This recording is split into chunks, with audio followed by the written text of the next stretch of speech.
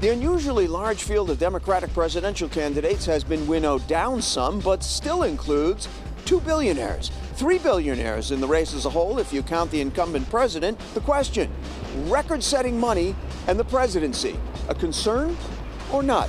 To me, it's hard for me to know, not being a millionaire myself, but I just think there's so much... You too? Me too, sorry.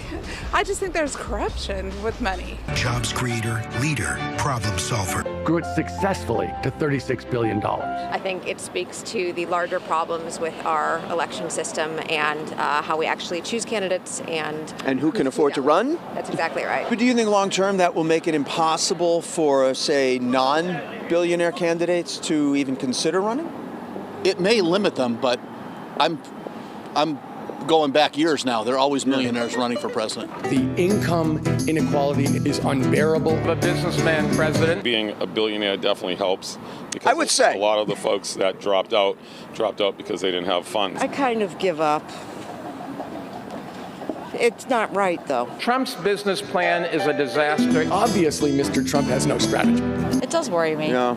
But not as much as the polarization of our country. Yeah. And hopefully we can work on that, listen to each other. Hopefully.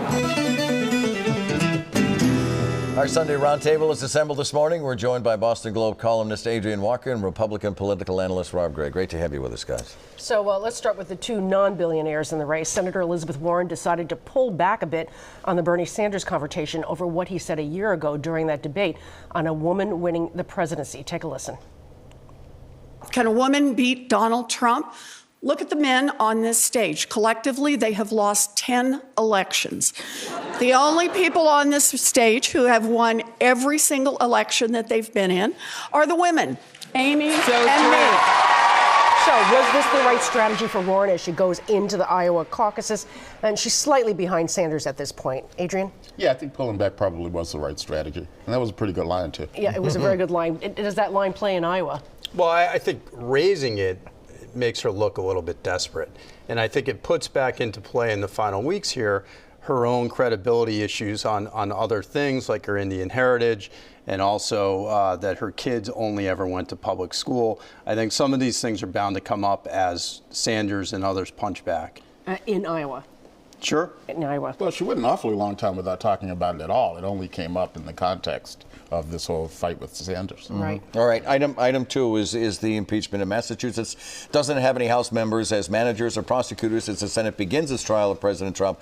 But with 3 powerful members in leadership, as you know, and by name Catherine Clark, Richard Neal, Jim McGovern, will they have a role? Adrienne, start with you. I don't see them having a major role in the Senate trial. I just don't know what it would be.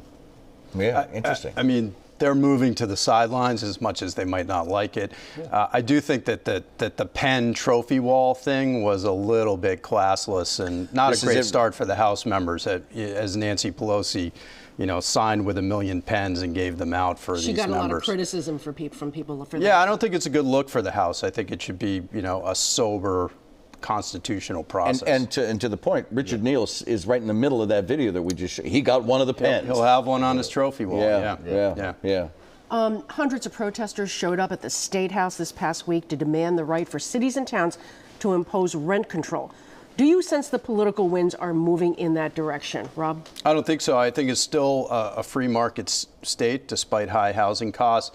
And I think that a lot of people believe that rent control would bring more dilapidated states and decay to many cities. You heard the speaker this morning. Do you think he gave any signals as to what direction the House is likely to move? I didn't really see any signals from the speaker, but I will say rent control has been DOA as a topic of conversation since 1995. But I think given what's going on in cities, it's going to be pressure to at least begin to seriously consider it. It'll be interesting when it comes up for a vote. And speaking of the speaker, just before we go to break, he was clear that he's going to run. He's not stepping aside. Is there a point in time when it's too long? You overstay your effectiveness. I can't imagine him doing more than one more term. I mean, he's already the longest serving speaker ever. Yeah. He committed to one term, so I take him in his word. All right, Rob.